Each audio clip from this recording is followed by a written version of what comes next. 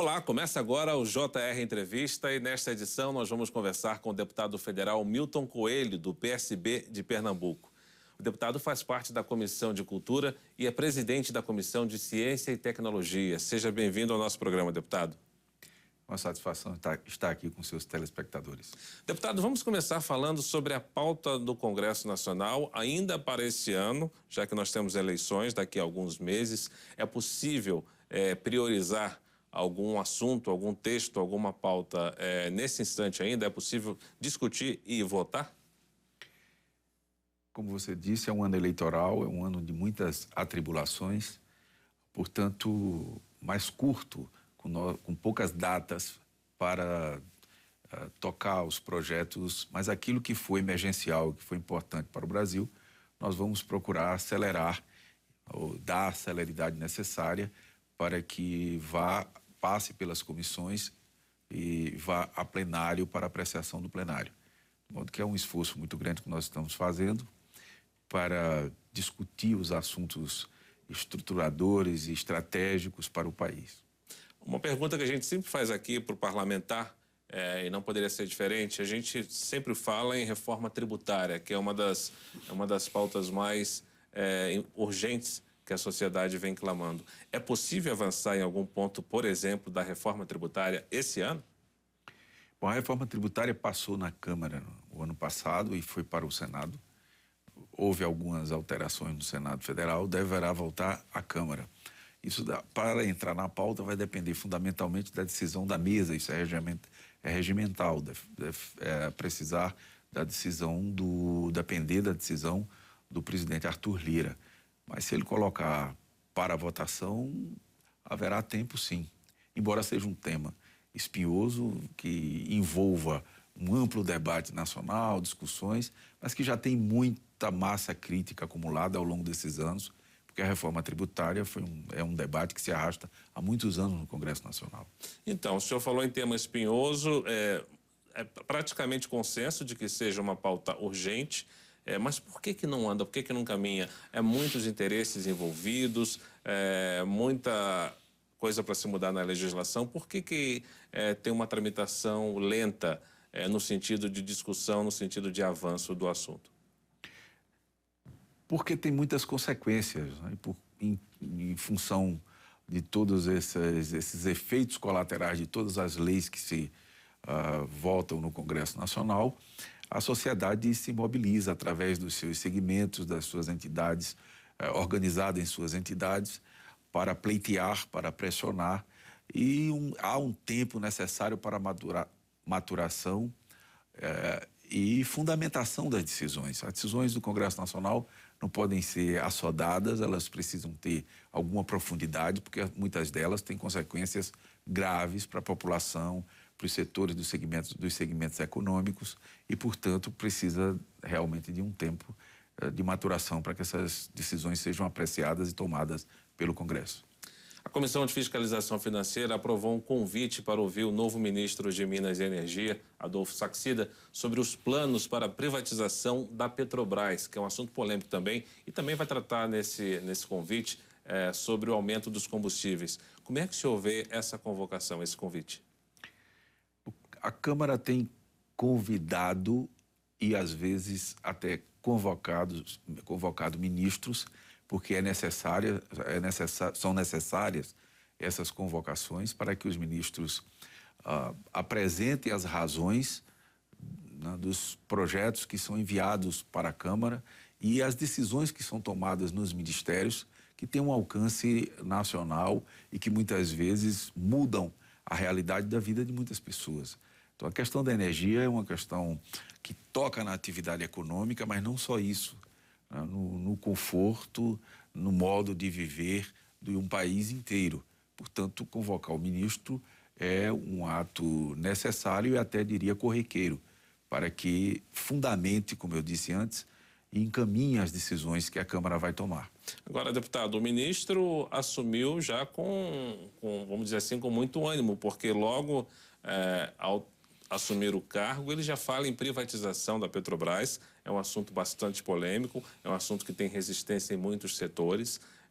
Então, assim, o senhor acredita que pelo fato do ministro ter citado essa possível discussão sobre a privatização, ele tenha o apoio de fato do governo, do Palácio do Planalto, para tocar essa possível privatização? O que eu posso dizer é que haverá uma mobilização nacional e uma reação da população para enfrentar essa iniciativa do Executivo, do governo, de privatizar a Petrobras. O Brasil vive hoje uma crise energética. No centro dessa crise energética que provoca uma espiral inflacionária e que muitas vezes paralisa setores do segmento da atividade econômica, que é o aumento do preço dos combustíveis, que faz mover toda a economia nacional, está aí no centro das preocupações da população e que sofre muito com isso, porque a inflação tem voltado de forma muito rápida, alimentada pelos aumentos sequentes do preço dos combustíveis. De modo que esse é um debate muito espinhoso, é um tema muito delicado e que o ministro, ao chegar, já disse que veio, quer dizer, ele, ao que parece, foi indicado para o Ministério das Minas e Energias com esse propósito de privatizar a Petrobras, e haverá, portanto, um debate que não é simples de fazer e a população deverá reagir. Nós nos juntamos àqueles que são contrários à privatização da Petrobras. A privatização, de um modo geral, das empresas públicas brasileiras, porque elas cumprem um papel de atividade econômica, de regulação de mercado, de regulação de preços, e são importantes para o equilíbrio do país. Nós somos contrários, e da Petrobras muito mais do que as empresas que já foram aí aprovadas, indicadas para serem privatizadas, como os Correios e Telégrafos, por exemplo. O senhor foi eleito presidente da Comissão de Ciência e Tecnologia. Quais seriam as prioridades da comissão ainda para esse ano de 2022? Bom, a comissão tem uma gama de projetos enorme, uma atuação muito ampla, porque no mundo moderno, a ciência, a tecnologia, o mundo digital, o ambiente digital virou um dos eixos fundamentais para o funcionamento do país.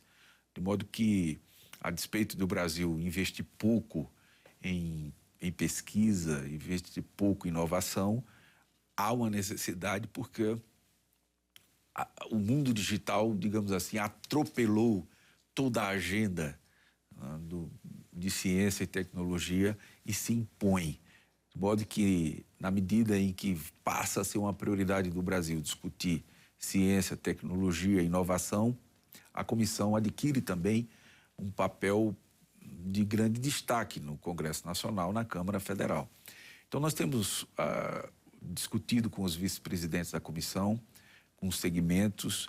Estivemos na semana passada com o ministro Paulo Alvim, e há uma centralidade dentre aquelas preocupações da comissão, das prioridades colocadas na produção de semicondutores pelo Brasil. O Brasil tem, por exemplo, uma fábrica de chip no Rio Grande do Sul, o CEITEC, que está entrando em liquidação no momento em que o país e o mundo precisa de semicondutores. Um veículo, por exemplo, hoje. Quer dizer, estamos na contramão. Estamos na contramão e precisamos voltar para a mão, porque há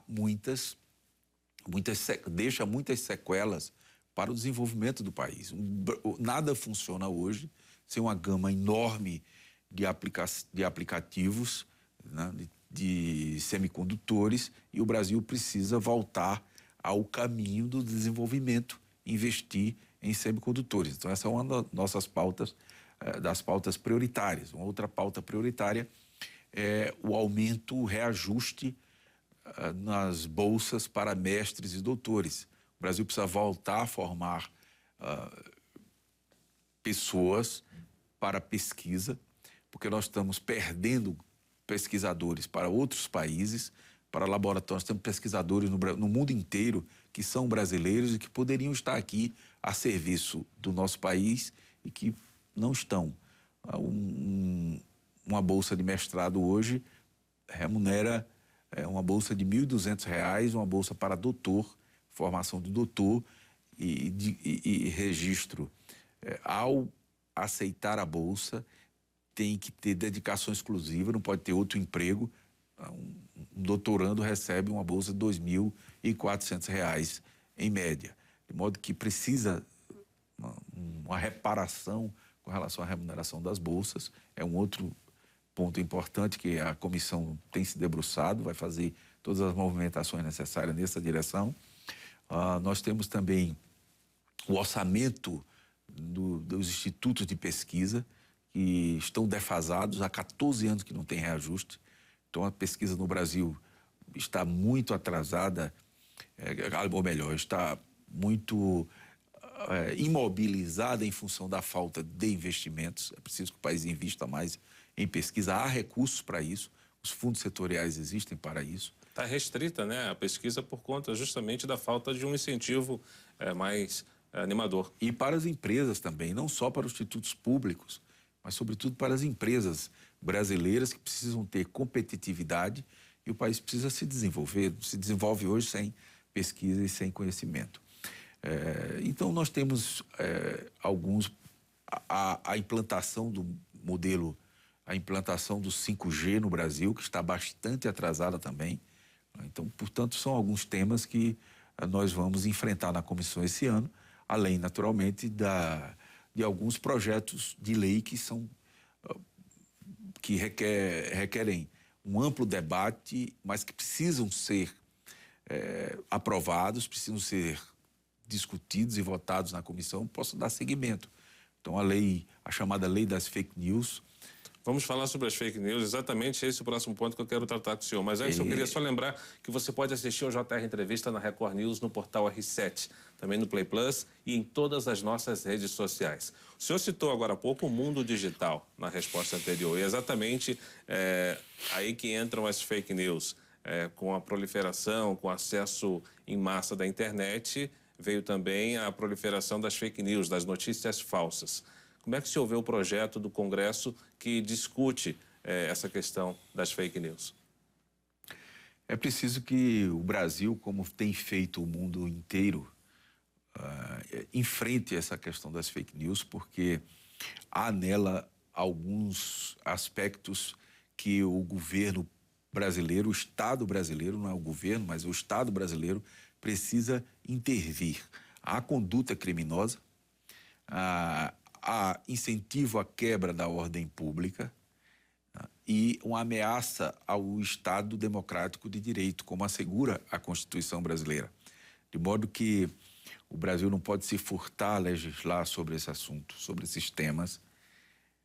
Já há um projeto tramitando na Câmara, 2630, cuja relatoria foi do deputado Orlando Silva, e que talvez precise de alguns aprimoramentos, mas essa questão precisa ser rapidamente enfrentada. É uma gama de não apenas esses aspectos, mas outros também que não mencionei aqui, em função da brevidade da nossa entrevista, mas que precisam ser enfrentados, e essa iniciativa legislativa terá que ser apreciada pela Câmara ainda esse ano. O projeto não está na comissão hoje, porque 5 comissões de mérito têm conexão direta com esse projeto, de modo que ele será pautado no momento em que o presidente Arthur Lira criar uma comissão e designar um relator. Não já passou esse tempo, deputado? Porque a gente vai ter eleições agora em outubro,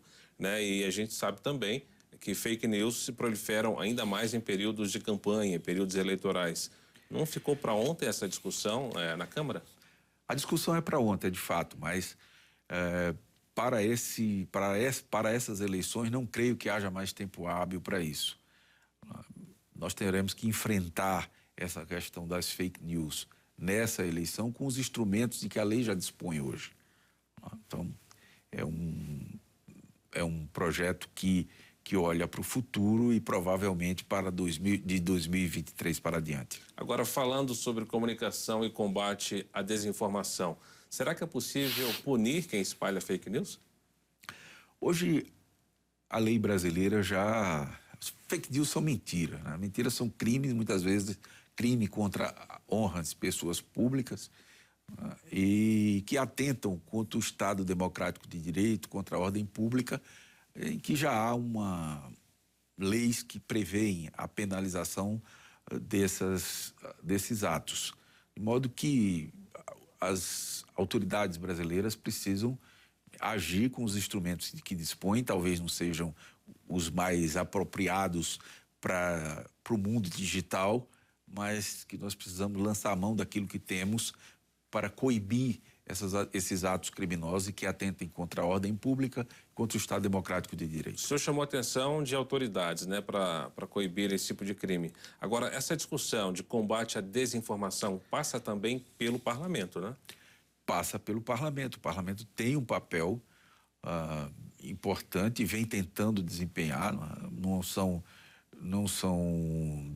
decisões assim tranquilas, porque há diversas correntes que defendem opiniões, portanto, muito díspares uma das outras, mas algum consenso haverá de ser construído, há que ser construído, para que o Brasil possa se igualar aos países mais desenvolvidos do mundo e coibir as fake news, coibir os atos criminosos nas redes sociais, que têm grande alcance e, portanto, causam enormes prejuízos.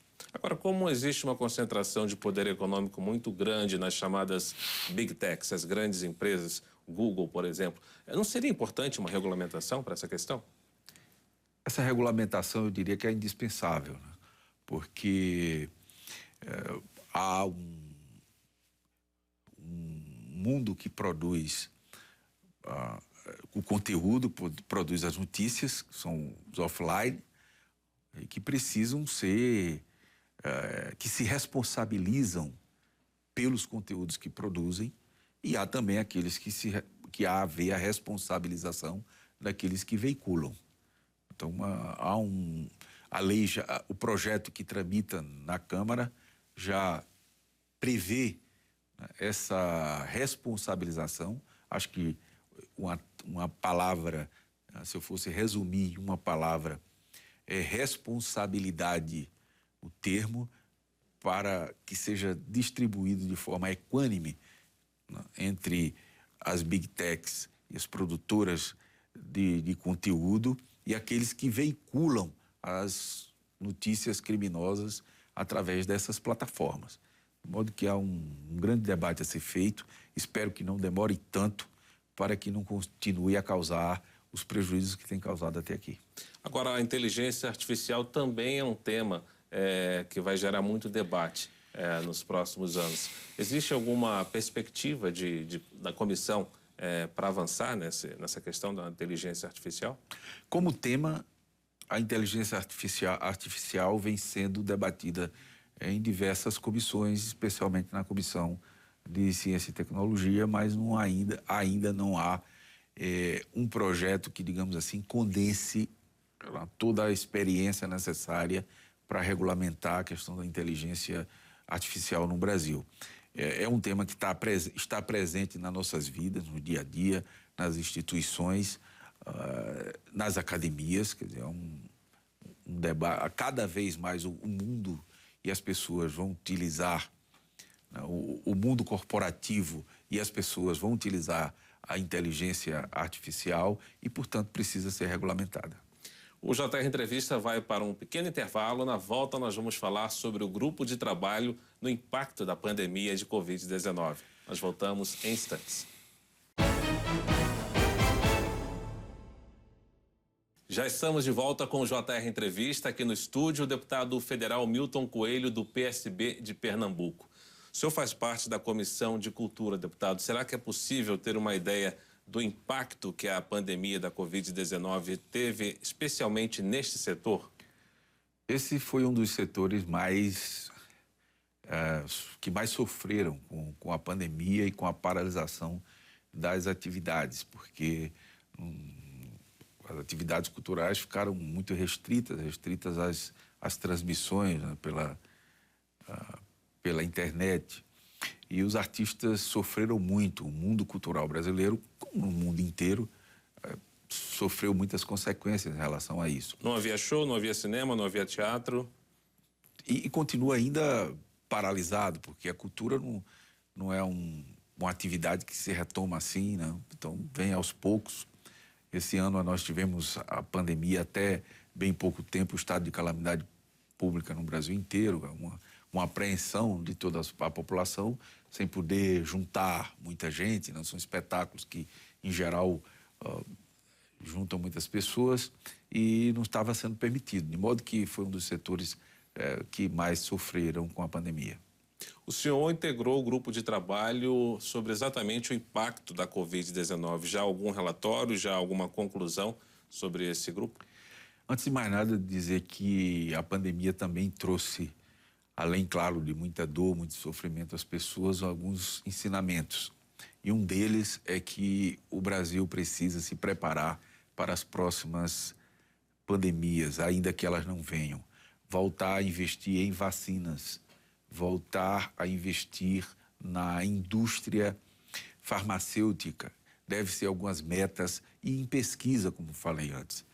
Nós não temos ainda um relatório final do grupo de trabalho, mas estamos trabalhando nisso e algumas dos apontamentos são esses. A necessidade que o Brasil precisa se preparar para as possibilidades de novas calamidades de pandemia que atinjam a população. Isso não está...